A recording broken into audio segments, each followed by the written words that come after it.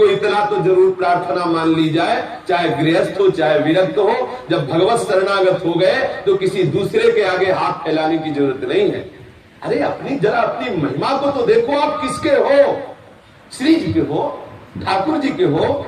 उनकी इच्छा है कि तुम आज भूखे रहो तो तुम भोजन की व्यवस्था क्यों करो? हमारे मालिक की इच्छा है, ये शरीर उनको समर्पित है, आज भूखा रहे तो प्रसन्नता से भूखा रहना चाहिए। इसीलिए पुराने संत महापुरुषों को भगवत प्रेम प्राप्त हो जाता था, प्रिया प्रीतम का साक्षात दर्शन होता था, क्योंकि वो भगवत आश्रित रहते थे। हम लोग धन के आश्रित हैं, हम लोग विषयी पुरुषों के आश्रित हैं। आप क्या समझते हो, बाहर से चिकने भुकने पाउडर लगाए, बढ़िया कपड़ा पहनकर खुशबूदार आते हैं, लेकिन कितने दुर्गंध युक्त कार्य करते हैं आपको क्या पता? कैसे कैसे नीच प्रवृत्ति वाले होते हैं। कहां उनके अंदर कहीं भी सद्भावना है? वो इसलिए तुम्हें रुपया दे रहे हैं कि अपने पाप तुमको दे के तुम्हारे सुकृत लेना चाहते हैं। कदापि नहीं, साधक सावधान, ऐसे धन के लेने से बड़ी हानि हो जाएगी। वैष्णव हो, भगवत भजन करने वाला हो, और उससे कम लेके अपना गुजारा चलाया जाए। धन की तृष्णा जिसके हृदय में आ गई वो निश्चित साधन से भ्रष्ट हो जाता है। और धन की तृष्णा आ ही जाती। बोले कितने हुए? बोले 2,80,000। बोले अगर 1,20,000 की और व्यवस्था हो जाती तो 4 लाख रुपया तो हो ही जाते। अब 4 लाख हो गए तो बोले आजकल 4 लाख में होता क्या? अगर 10 की व्यवस्था हो जाती तो मर जाते हैं बैंक बैलेंस करते करते, और ये नहीं होश आया कि कै घंटे जब करते हो? बोले 2 घंटे। अरे बोले 2 में क्या होता है, अभी तो 22 घंटे बकाया है। जब की तरफ दृष्टि नहीं जाएगी, पाठ की तरफ दृष्टि नहीं जाएगी, सुमिरन करने की बात, कीर्तन करने की बात, सत्संग करने की बात में लोग बढ़े कि अरे सत्संग 1.5 घंटा होता है, 2.5 घंटा होता तो आनंद आ जाता। अरे सत्संग दोनों टाइम 2.5 घंटा होता तो आनंद। ये लोग, ये तृष्णा नहीं बढ़ेगी। तृष्णा बैंक बैलेंस, जिसके जो विरक्त होकर बैंक बैलेंस की तृष्णा में फंस गया तो बैलेंस बिगड़ गया, उसका बैलेंस बिगड़ गया। परमार्थ से गाड़ी बहक जाएगी और खड्डे में जाएगी। तृष्णा जिसके हृदय में आ गई उसको और कुछ सुहाता नहीं, वो पागल हो जाता है। कोई उसको कुछ भी कहे वो समझने वाला नहीं। और जिसके हृदय में श्री ठाकुर की रूप माधुरी आ जाती वो भी पागल हो जाता है। उसको भी कोई कुछ कहे उसे कुछ सुहाता नहीं। कोई निकम्मा कहे, कोई मूर्ख कहे, कोई पागल कहे, कोई असक्त कहे, कोई अविवेकी कहे, वो तो अपनी धुन में मस्त रहता है, निंदकों की ओर ताकता भी नहीं। प्यास के मारे जिसके प्राण छटपटा रहे हो वो जल को छोड़कर किसी और दूसरी ओर ताकेगा ही क्यों? जब तक जल नहीं मिलेगा तब तक उसे गप्पे थोड़ी सुहाएंगी। ऐसे ही जिसे भगवत दर्शन की प्यास जग चुकी है उसे कौन रोक सकता है? कोई भी नहीं रोक सकता है। जिसके मन में जो आवे सो कहे। हमें तो सिर्फ श्याम सुंदर के दर्शन से, हमें सिर्फ प्रियाजू के चरणों के दर्शन से मतलब है। किसी की बात न सुने। जैसे प्यासा आदमी छटपटाता है केवल प्यास के लिए, ऐसे ही साधक छटपटाए केवल हरि दर्शन के लिए। जब ये तृष्णा बढ़ेगी तो वो तृष्णा नष्ट हो जाएगी। देखा, तृष्णा हरिवंश सुजस रस लंपट श्री हरिवंश कर्म करणम। जय जय हरिवंश जगत मंगल पर श्री हरिवंश चरण शरण। तृष्णा का विनाश तृष्णा ही कर सकती है।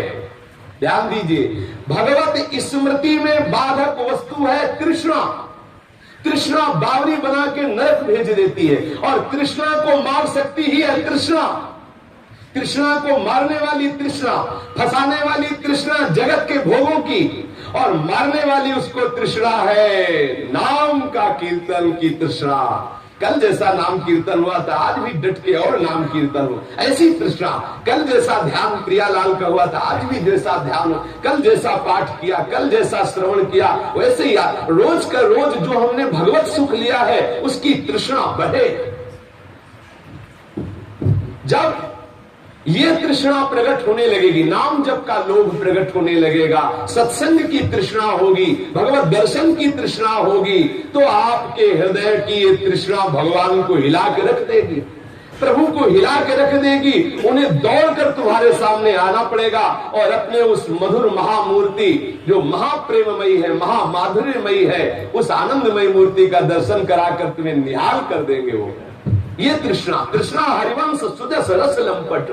हा हरि रा राधा बा वृंदावन सा सहचरी। वृंदावन सहचरी प्रिया प्रीतम की कीर्ति का गान करने के लिए हमारी जबान लोलुप हो जाए, हमारे श्रवणों में ऐसा आनंद का अनुभव होने लगे कि और कुछ अच्छा ही न लगे, केवल प्रिया प्रीतम की चर्चा, वृंदावन की चर्चा, रसिकों की चर्चा, हमारे नेत्र केवल यही देखना चाहे, हमारी घ्राणेन्द्री केवल इन्हीं का सौरभ सूंघना चाहे, हमारा एक एक अंग में केवल एक ही तृष्णा हो, एक ही वासना हो, प्रिया प्रीतम के सानिध्य की प्राप्ति। जिसके हृदय में ये तृष्णा बढ़ गई उसकी वो तृष्णा नष्ट हो गई, और जिसकी सांसारिक कार्यों की तृष्णा नष्ट हो गई उसी के हृदय में भगवत भक्ति का प्रादुर्भाव हो जाता है। असत्य, चोरी, हिंसा, व्यभिचार, अवक्ष भक्षण छोड़ दो। यदि आपको तृष्णा मिटानी है, भगवत स्मृति प्राप्त करनी है, तो झूठ बोलना छोड़ दो, चोरी करना छोड़ दो, किसी की जान लेना, हिंसा करना या किसी को कष्ट पहुंचाना छोड़ दो, पराई स्त्री से गंदे आचरण करना छोड़ दो, गंदा भोजन करना छोड़ दो। दिखावा मत करो, भक्त बनने की कोई बात नहीं है, लेकिन भक्त की बनावटी शोभा को दिखाने की बात मत करो, वो हो जाएगा दम्भ। भक्त बनने की तो चेष्टा करो, लेकिन दम्भ ही अपाखंडी बनने की नहीं। कामना का त्याग करो, भजन के बदले में प्रभु से कोई भी वस्तु मत मांगो, किसी भी तरह से अष्ट प्रकार के मैथुनों में कोई भी मैथुन नहीं होना चाहिए। अगर गृहस्थ हो तो एक पत्नी व्रत धारण करो, जहां तक हो सके ब्रह्मचर्य का पालन करो। मान की इच्छा का त्याग करो, अपमान मिलने पर प्रसन्न हो, दीनता और नम्रता से रहो, कभी कड़वा मत बोलो, किसी का बुरा मत चाहो, किसी की निंदा मत करो, किसी से घृणा मत करो, जहां तक हो सके दूसरों की सेवा का भाव रखो। कभी किसी सभा में मत बैठो, जहां बड़ी बड़ी सभाएं लगती हैं, समितियां लगती हैं, कभी किसी भी सभा में मत बैठो, किसी भी समिति के कोई सदस्य मत बनो, समाचार पत्र मत पढ़ो, बिल्कुल सावधान रहो, सबका सम्मान करो, भगवत प्रेम प्राप्ति के लिए तड़पो, किसी से तर्क विवाद ना करो, भगवत नाम, भगवत भक्त और श्री हरि इनके सिवा और किसी पर विश्वास न करो। कभी दूसरे के धर्म की अवहेलना मत करो, दूसरे के कभी दोष मत देखो, गुरुजनों की सेवा में रहो, नित्य निरंतर भगवत भजन में तत्पर रहो। श्री भगवान के दर्शन करने के लिए नित्य जाओ, मंदिर पास हो तो चल करके जाओ, दूर हो तो किसी सवारी आदि से चले जाओ, जहां तक हो सके ठाकुर सेवा में, ठाकुर चिंतन में समय व्यतीत करो। आपके पास सब पदार्थ हो तो भी वैराग्य पूर्वक पदार्थ का सेवन करो। महापुरुषों पर, संतों पर, भगवान के अवतार पर कभी संशय मत करो। प्रभु के जितने भी अवतार सब सच्चिदानंद में है, प्रभु के जितने भी संत महात्मा है सब सच्चे हैं, ऐसी भावना कर निरंतर भजन करो तो आपकी तृष्णा मिटेगी। तृष्णा मिटेगी तो निरंतर भगवत स्मृति होने लगेगी। श्री राधा वल्लभ लाल की। देखो, जो सत्संग सुना जाता है इसे एकांत में चिंतन करना, ये सिद्धांत का सत्संग है। इसी की नींव पर वृंदावन का प्रेम रस खड़ा हो जाएगा। इसी नींव पर यदि ये सिद्धांत जो है, भले जो भी साधना में जिनका प्रवेश नहीं है, हो सकता है उनका मन इसमें न लगता हो, लेकिन ये सिद्धांत ही आपको, जिसके हृदय में सिद्धांत नहीं उतरा वो प्रेम रस का अनुभव नहीं कर सकता। इसलिए जो सिद्धांत की चर्चा चल पड़ी है, इसको बहुत एकाग्रता से सुना जाए और एकांत में जाकर के मनन किया जाए और जीवन में उतारा जाए, तो ही लाभ को आप अनुभव कर सकते हैं, जो लाभ वृंदावन की प्रेम रस का है। श्री वृंदावन धाम की।